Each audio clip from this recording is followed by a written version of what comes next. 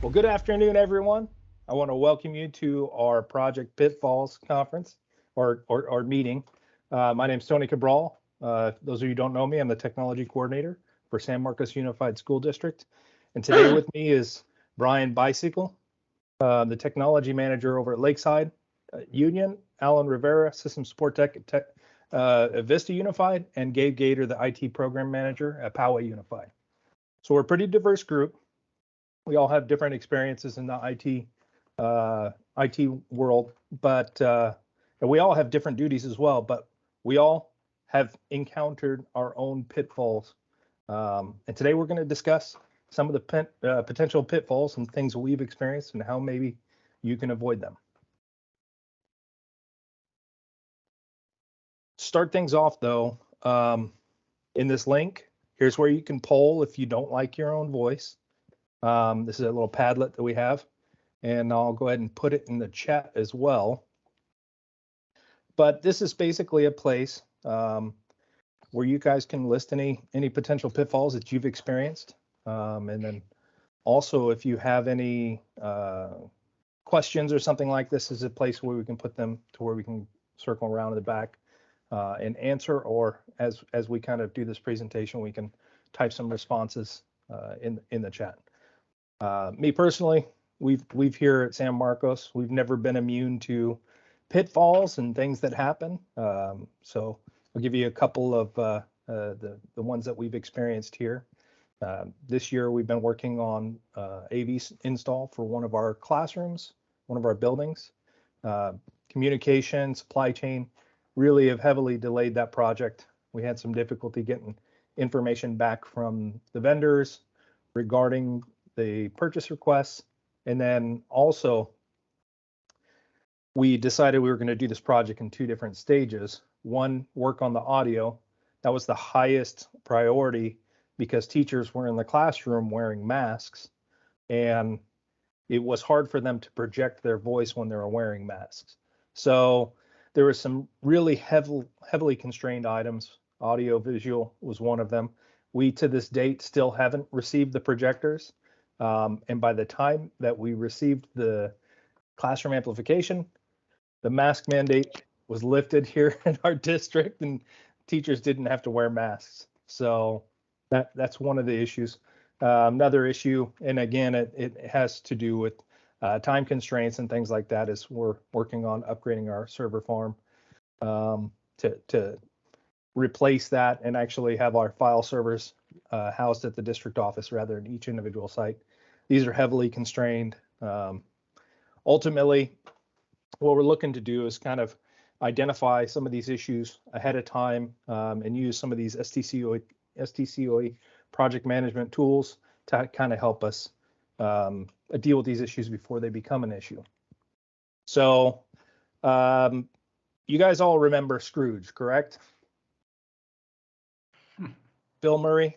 Well, this isn't Bill Murray. This is definitely not Bill Murray. This is Ebenezer Scrooge. And Ebenezer Scrooge is a super highly technical skilled person.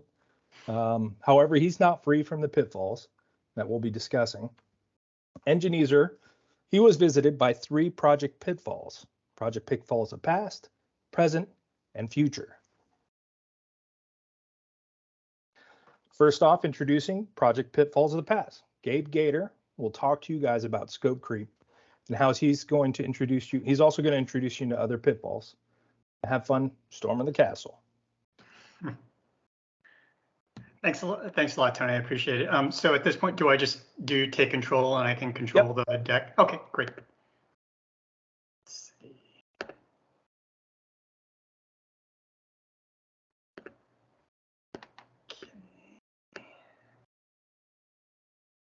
Okay, great. So yeah, again, thank you so much for the great turnout, everybody.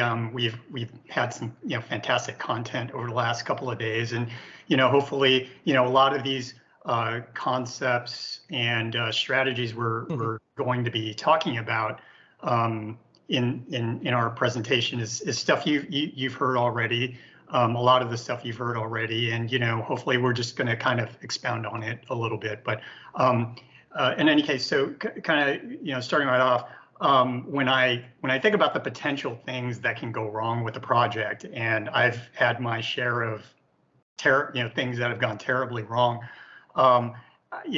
I don't think I couldn't think of anything more appropriate, and a more appropriate visual than this. It's, when something goes wrong, it could just kind of hit you right in the face, right out of the sky. So, that we'll kind of frame it like that. I do have, before I jump in, continue, I do want to plug. I would highly recommend attending the County of Ed's K-12 Project Management Academy, or their workshops. It's such a wealth of information, and you're able to kind of network with like-minded people. So again, kind of cheap plug for that, and hopefully you take them up on it. So let's see. Okay, so I'm controlling this now. Am I controlling this? Okay. Okay. So let's talk about something that we've talked about quite a bit. So before I do that, let me just kind of frame my part of the presentation. So I've always kind of been fascinated by medieval times, knights, wizards, and dragons. As a result, I kind of my analogy is that your project is your castle.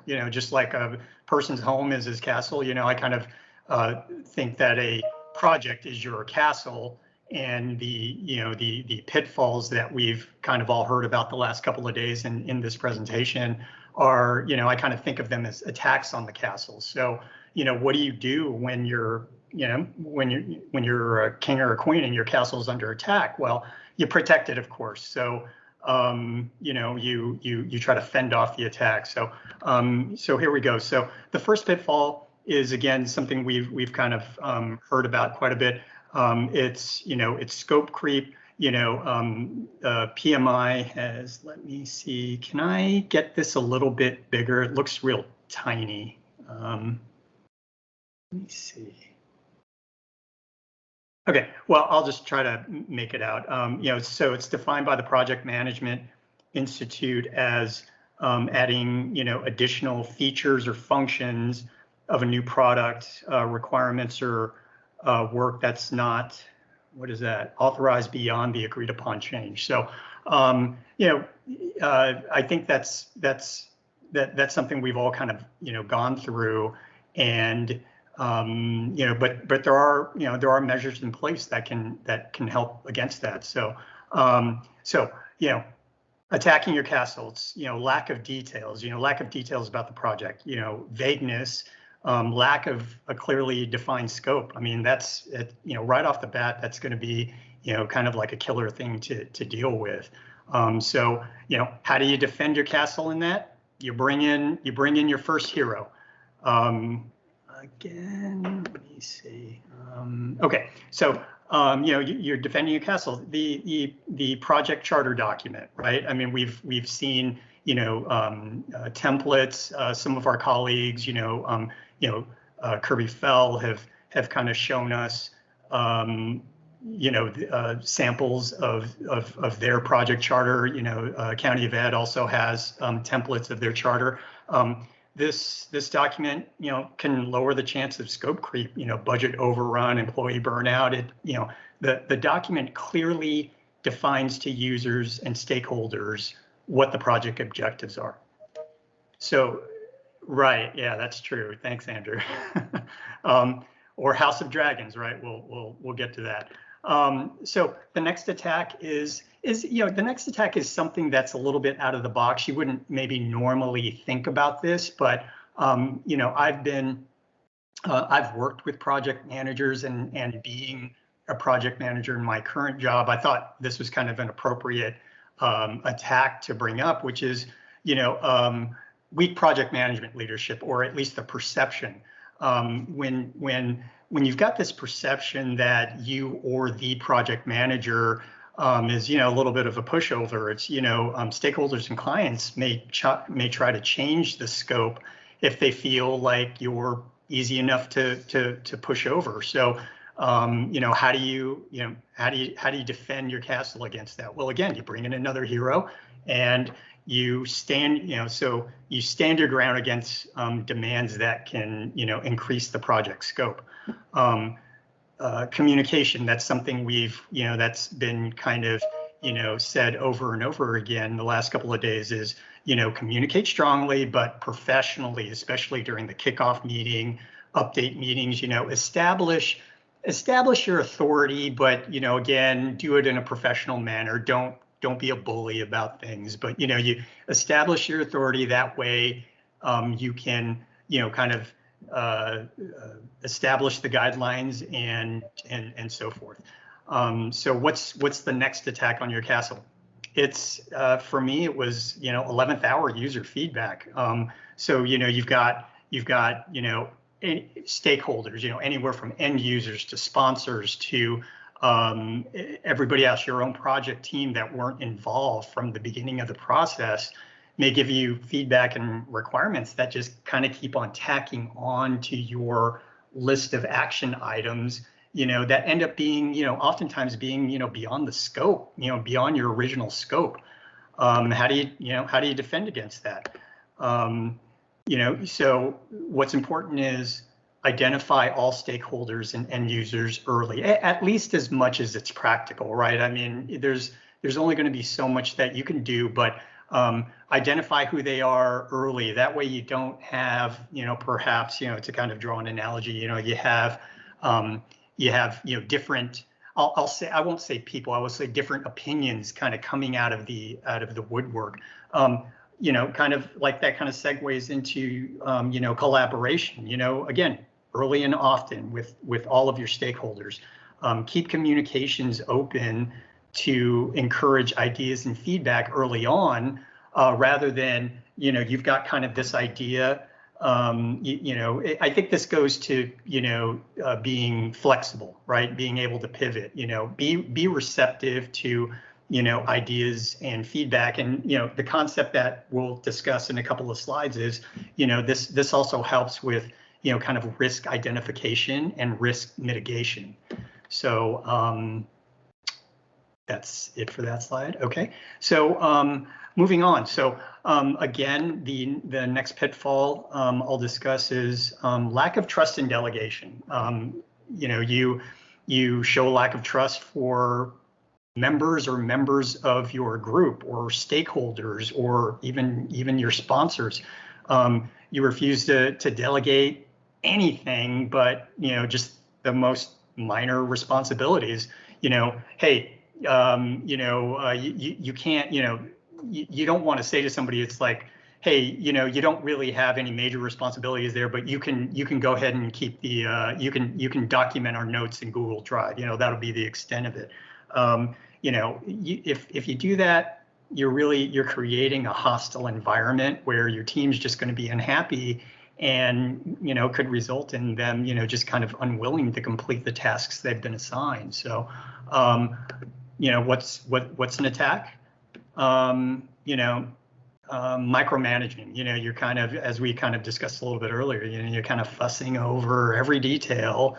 You're looking over the shoulder of your team. That kind of mindset, micromanaging is kind of a persona non grata in any field, any industry, but especially when you're trying to get a project done, micromanaging, you may think that you may think that you've got things under control, and you may, but what you're actually doing is you're kind of harming the team as a result. So how do you defend against that? As I've said, micromanagement frustrates everybody. It steals time from the project manager, because I really feel like a project manager's time, other than keeping the project on track, is motivating the team. And if you are expending 20 or 30% of your energy in basically micromanagement because of a lack of trust, I mean, you're not working the most efficient way possible. So again, just to reiterate, micromanagement, it undermines the team's morale and impedes the project. So the next attack is, and I kind of skipped a little bit. So, I'll do it myself. The glory hound. You're an experienced PM, or you're a new PM. You've got a chip on your shoulder, because of a bad experience on another project, and you've just decided, you know what, I am going to make all of the decisions, and you're going to let everybody know. You're going to get everybody on an email blast, or in an in-person meeting, and you're going to establish your authority. When I said earlier, you do want to establish your authority. This is the exact opposite of what I'm talking about. How do you defend against that? It's kind of, part of, management 101. It's, if you're in a management position, you've got to learn how to, effectively delegate. It'll lessen your stress. It'll grow your team's abilities. Empower the team, give them responsibilities, even if you don't think that, one or more of them can handle it. Give them the responsibilities, let them fly. A pro tip, accept the blame every time. I mean, if you're the project manager, accept the blame. For me, I'm not flexible about that. I will take you can ask members of my team, one of which I think is in the presentation today, I will take the hit regardless, accept the blame, but share all of the credit. I mean, when you get credit for a project, almost nowhere in that credit should you be hovering around that, be completely honest about that. So, so moving on to my last slide, I'll talk about the pitfall of lack of risk management planning. So we've kind of talked about, kind of establishing, project charters, for example, and as well as a project plan. And I think that's where you'll have the opportunity to kind of, identify risks, so, going on with what's here is, risks are inevitable, it's, you can't avoid it, even identifying risk, it's unavoidable. But, the one thing you don't want to do is have small risks that end up being big risks. And then by that time, you've kind of almost identified it too late. So, let's talk about, the attack. Hey, we ran out of, insert your variable here, whether it's time, whether it's resources, whether it's money, you ran out. And it's, a lot of times it falls on the project manager's shoulder. You failed to analyze and build contingencies into the project plan. You will hear me oftentimes in my own project planning meetings, whether it's with vendors or my own team, is a word that I'm constantly thinking about, that I'm constantly throwing out there, is contingencies. How do you defend against that? Risk management planning, more specifically risk event response planning. Say that 3 times fast. It should be part of any project plan or charter. During this step, you identify the strategies to apply and create the plan to implement those strategies. Let's go into some of those strategies now. So some of these risk event planning strategies, there's avoidance, which is the pursuit of a completely different approach that eliminates the particular risk you've identified. Mitigation, you're developing a plan to reduce the likelihood or consequence of a risk occurring. You've got transfers, where you're essentially kind of like, pushing the chips off your table. You're moving the risk elsewhere, for example, to a vendor. And acceptance, you've kind of looked at, you've analyzed it, and you're like, okay, it's a risk that I'm willing to accept. No matter, if you kind of deem the consequence minor enough to accept. Some of the examples of real world risk events are, going over budget. So that the strategy you'd apply there is avoidance. Determine if, like in my specific example, we've got an ongoing project where, we've, exhausted many of the built-in hours for this particular project. And I came to find out that, we were, kind of burning up through hours for a lot of tasks that we, frankly, we could have done most of it ourselves. And I think, it was easy enough to kind of just, leverage that out to the vendor to do things that we may have found, kind of like, whatever the phrase is, it was just easier for the vendor to do it since they're there. And, again, try to see if your team can take on those kind of tasks.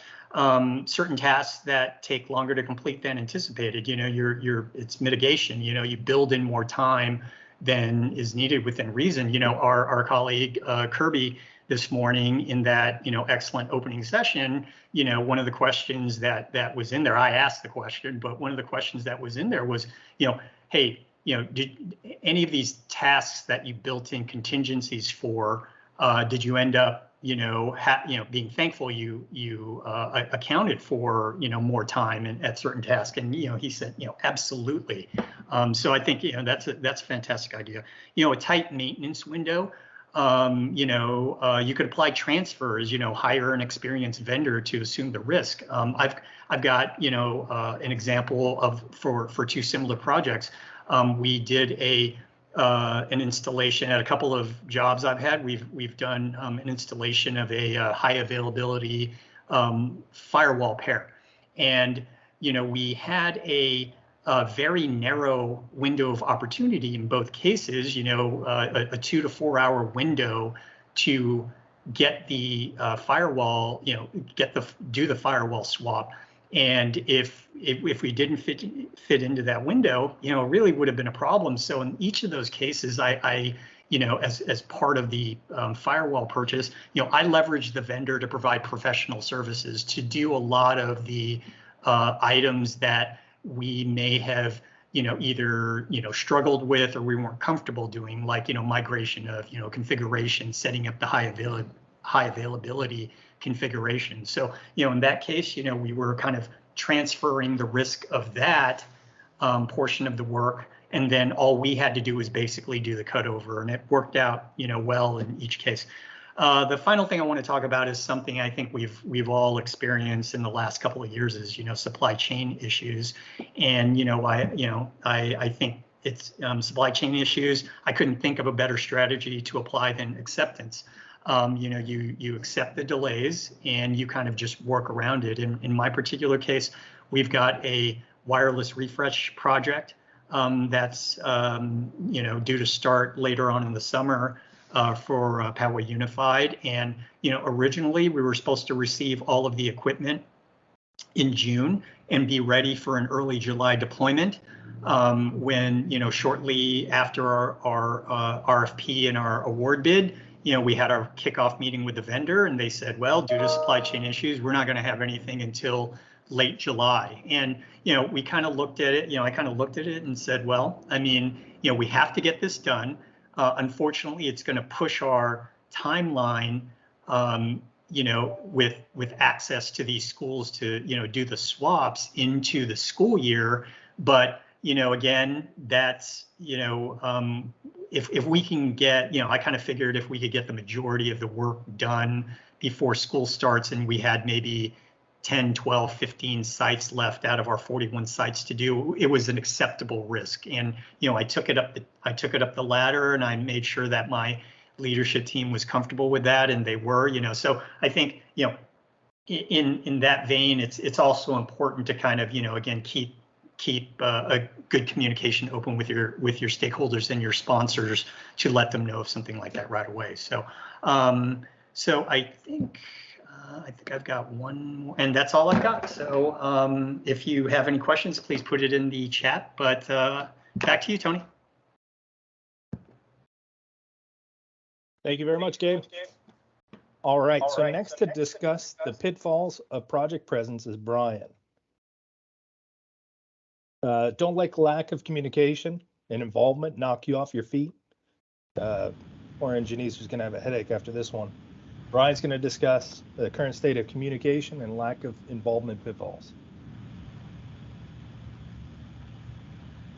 All right. Pitfalls of projects present. One of the projects that we just did involved some of these areas. So we'll go over it here. Really, the poor communication is the biggest thing almost in a lot of projects. And I think that was brought up earlier in quite a few of the presentations. You realize right off the bat that you might have been involved on something right away, and then maybe you don't hear about it for quite a while, and by the time you go to ask, all that stuff's moved on, and now you have to maybe deal with it at the end of the project because it's too late. So kind of be there, be on top of it. If something doesn't feel right, that, hey, how come I haven't heard back on this? One of the best things, because honestly, it's better to have it dealt with up front. So include all stakeholders from the beginning. I mean, if make sure there's people there who should be involved. Is it something that let's say in our example, we had a multi-purpose room being completely actually torn down and rebuilt. And, who should be involved in that? Is it, just people that would put in tech, the maintenance department, all that? You have to think, yes, sometimes you don't want too much input, but sometimes you need some extra input. The teachers that use it for their dance plays, for presentations, anything, they may be able to at least bring up some points that you may not have forgot about or that was not written up in the first ideas.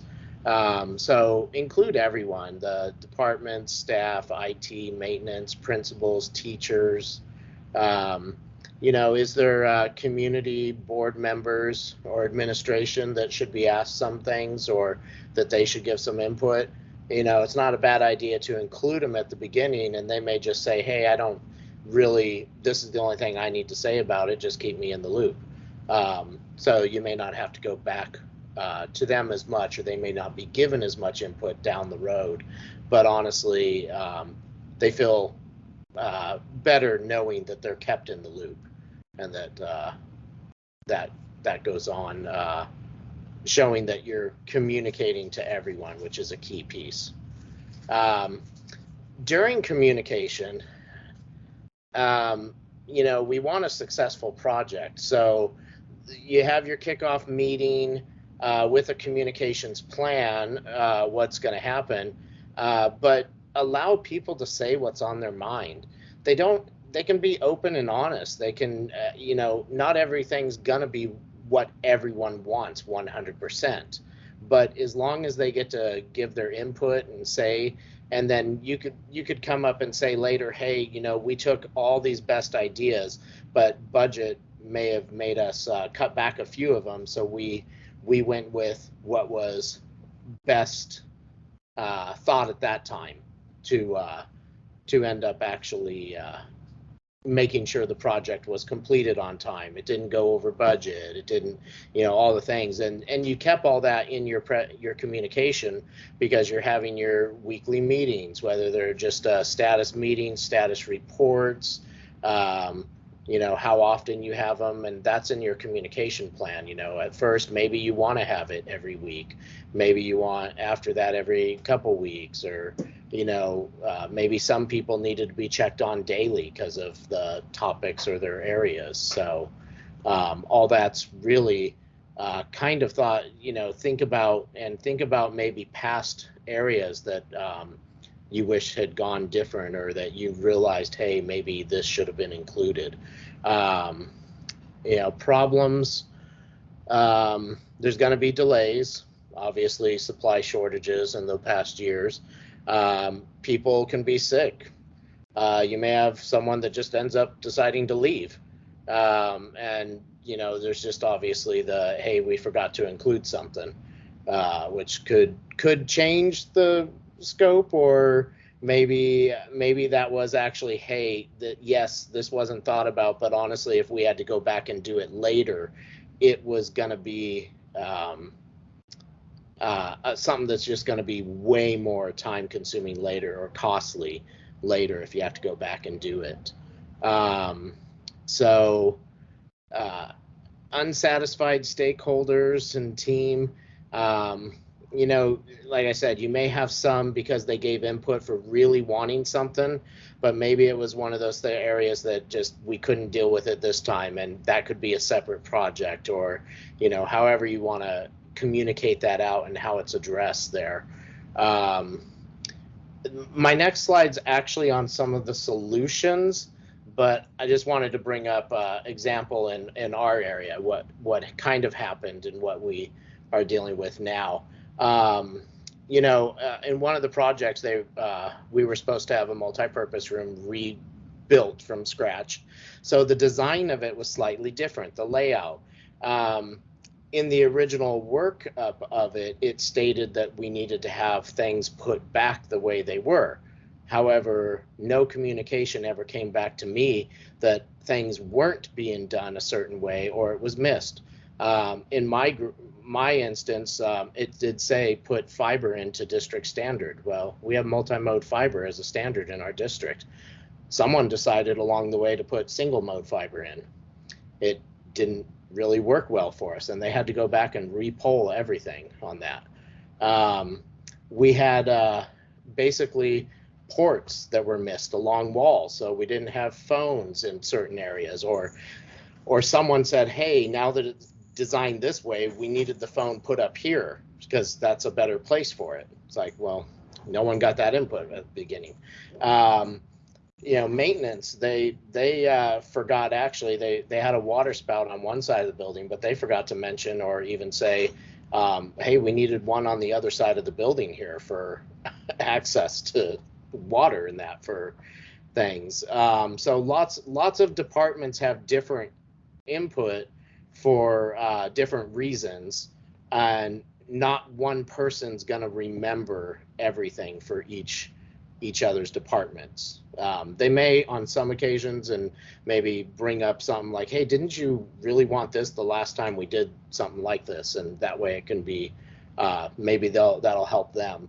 But really you want to think ahead. Is there any location moves from the original structure, whether it was phones, intercom, speakers, your wireless, I mean, fire, possibly, that may not be your area, but the fire alarms, you know, outside the building, will there be more speakers? Will there be wireless? Will there be video cameras that weren't there before? Think about the future areas that you could need. So moving on to my next slide.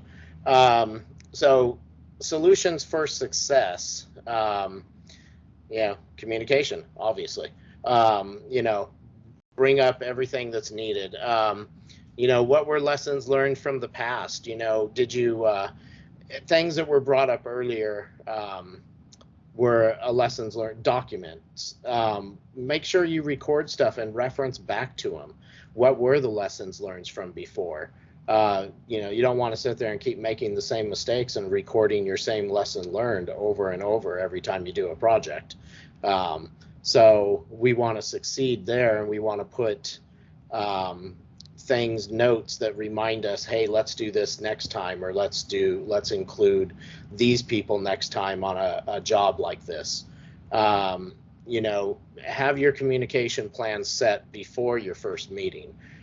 Maybe run it off with, you know, just a very few select of who's going to be on that team before you bring it into everyone. Assign roles, clearly define who is responsible for what. Sometimes there's just, you know, you may give someone a title and say, hey, you're this role. They may not know everything that's defined in that role, or maybe someone else feels that a different role should have had that title and they started taking it on and this other person didn't, or just different things. Make sure people are aware of what they understand, what the role is. They should be able to question it. They should be able to, say, okay, this is my understanding of it. You get a successful team going when you have everyone knowing kind of what they're expected of and what the project is really, the whole outcome from it. Obviously, did we miss any critical input? Well, you'll find that out later if it was critical, but usually you have a bunch of people there thinking they're smart, they're in that area, they're going to come up with usually all the different areas that someone should be thinking about. Solutions to keep organized, as brought up in earlier presentations, file repository. Whether we're a Google district, whether we keep it on Google Drive, you could have other solutions that you may have in just your current district. There may be other solutions out there that are paid for, or just services that do give you a little more, but we found Google perfect for our needs for sharing and making sure everyone has access to it. Monday.com for obviously keeping yourself on schedule, or an Excel sheet or Google Sheets. Trello. We personally in our district have not used Monday.com ourselves. I got to see examples of it, and it looks like it could be worth the cost on some of the stuff. I haven't actually got the cost on it, but we found ourselves being pretty organized within Excel and Google Sheets. We have used Trello in the past on a lot of our department area stuff, whether it was replacing of servers or update schedules, summer projects, just anything going on. And then that way everyone who was responsible in different areas were able to get in there, change the status, and move it over a section to where it is, and everyone can get in and see where stuff is. So, status meetings. The biggest thing for that is it's part of the communication. If you're going to communicate, that really kind of gives the opportunity also for people to give back input or ask questions or speak and say what it is. It's not just one-way communication. Could you have email that just gives a status thing because people are like, look, we're really busy, we're doing this. You still want to try and make sure you have, I'd say, some kind of in-person or at least Zoom meetings occasionally to make sure everyone is still able to give input. Emails can be misinformative. You can definitely lose some communication in emails because you may take something a certain way that wasn't meant that way.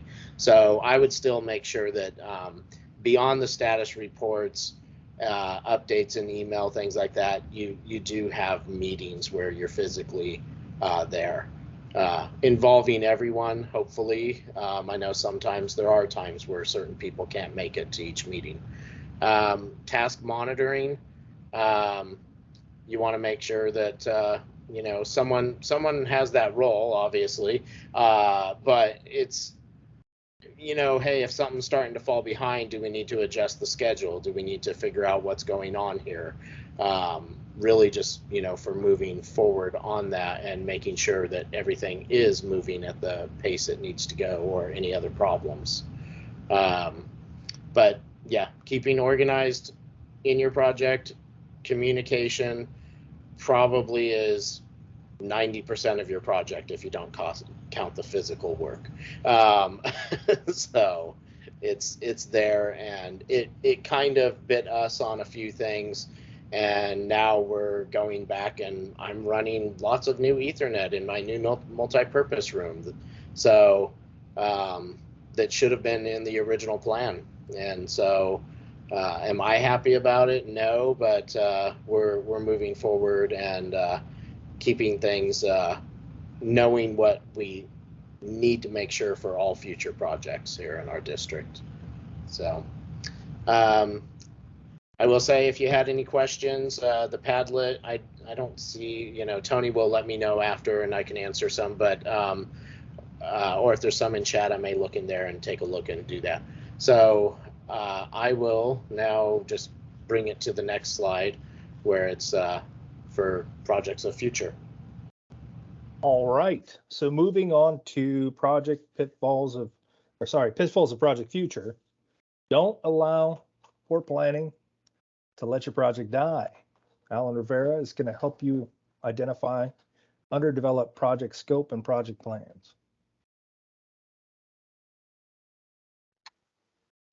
Yes, I am. Thank you very much. Good afternoon, everybody. As you said, I'm Alan Rivera. I'm with Vista Unified School District, one of the many system support technicians we have around here. So I really want to go over just having how important that project charter is. It's really going to help you plan for the future, because if you don't have that charter in place, then everything is just going to completely fall apart. So I'm going to go over the potential problems first, and then we'll go over the solutions. We are a little short on time, so I'll try to rush, but not too fast. All right, so there we go. See, I should have spoken at this slide. Oh well. Anyway, so potential problems. Excuse all my gifts. It's like the only thing that I'm good at. So obviously there's scope creep, which we are now kind of blue in the face with all the information we have about scope creep. But as you know, it's just anything that tends to be outside of what your the goal of the project was. So, I mean, for example, I thought of like, you want to migrate all your VoIP phones over to one brand, over from one brand to another. And then, if someone sees that, oh, they're going to be in every room, why don't you guys just perform software updates on every machine that's in that room? When that's going to take away time from actually the task at hand. And so you're going to, instead of spending, 5-10 minutes in a room, now you're there for, up to 30, depending on how many updates you got to do. Let's see. So another one is having those unclear roles, responsibilities, and deliverables. Unclear roles, pretty self-explanatory. Given the nature of IT, most of us are able to throw on different hats and accomplish what we need to for our day-to-day. But when it comes to project management, you really need to have all that stuff detailed out in your charter, or kind of going over charter. I know it's supposed to touch on scope, but really you just it's the whole charter that really needs to be focused on here. Let's see, where was I? So because if you don't define those roles, you're going to run into a bunch of different issues, like your team not knowing who's working on what, project manager or other staff having to spend more time just tracking where its statuses are. You could potentially be doing double work by your team not knowing whether something's being done by others. And just the general stress of having any lack of direction, which can lead to people not performing well, people just up and leaving the project, or even health and safety issues too. And roles just aren't for your boots on the ground either. You need to define in that charter your manager, your sponsor, steering committee stakeholders, your third parties, basically everything. Just fill out everything you can on that charter.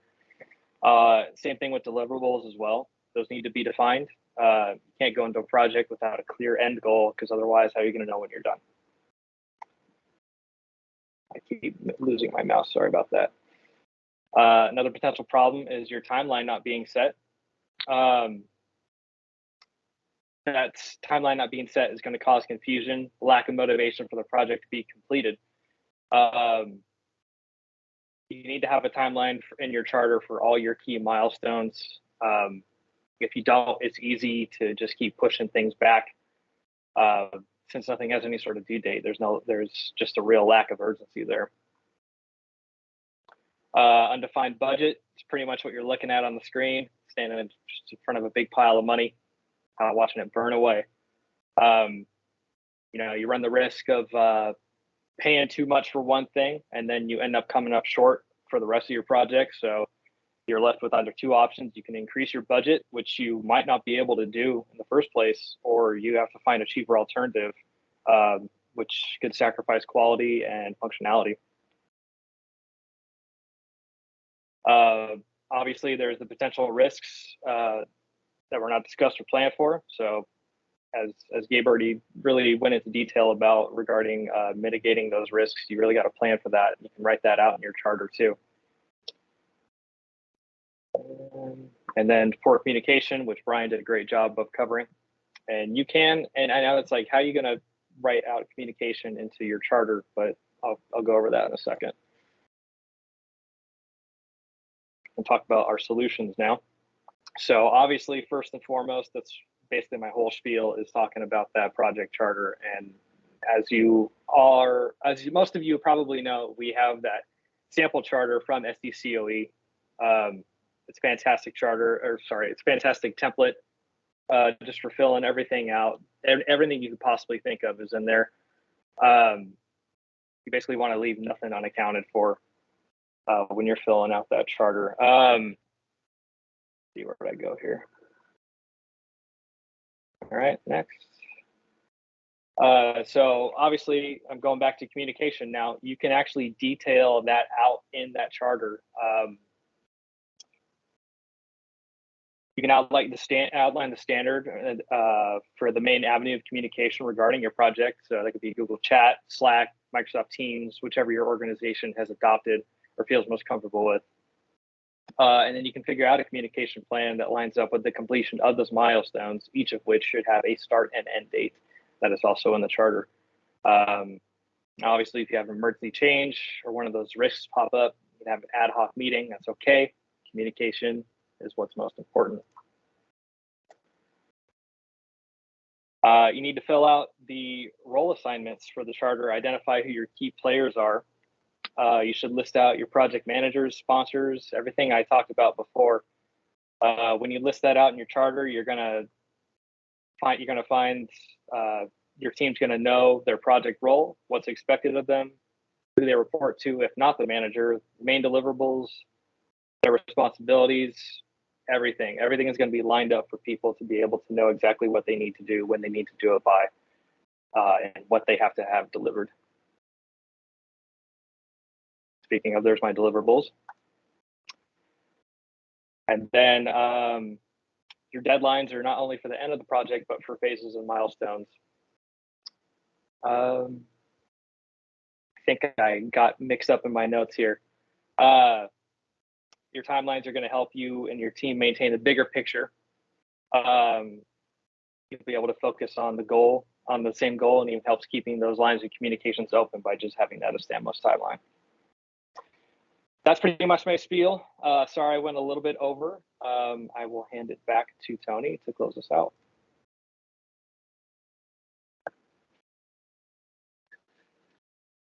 Awesome. Thank you very much, Alan. I wish we really had some time to ask some questions. I did take a couple of quick notes. I made a comment in chat about grouping projects together and grouping multiple projects in one project, just to kind of help out with some of those things. A project charter is going to be very helpful with the scope and defining that scope, and project plans is really going to be helpful with that. Supply chain seemed like a really popular one that was out there. Task monitoring, Monday.com, those type of things, doing status reports and status updates and little stand-up meetings would be helpful. And then, just kind of, there was another one about budget. It kind of ties back into the whole project charter and making sure that you define that project well. There's always going to be things that come up and take you, over budget, but not quite sure. I do see a few hands raised, or at least I did at one point. Anyway, the last one that I had that I pulled from that, since I didn't see all the hands disappeared, was unrealistic deadlines. And again, I think that still ties into defining a good project charter and a project plan. I think those are all wonderful things that you can do. This platform that SDCOE is put together is going to really help a lot of the districts out. With that, I say thank you. Sorry we went a little bit over. I appreciate you guys listening to us, and I hope you enjoy the rest of the deal here.